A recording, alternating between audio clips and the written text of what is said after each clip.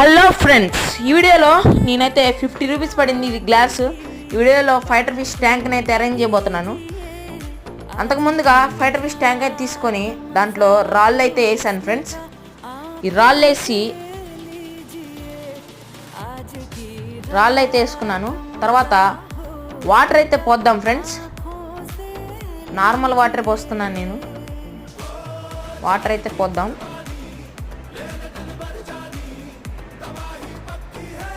Water పోసిన తర్వాత fighter ఫిష్ని అయితే రిలీజ్ చేద్దాం friends. 3, 2, 1 release the fighter fish. ఇదిగోండి ఫ్రెండ్స్, రిలీజ్ చేసేసాను.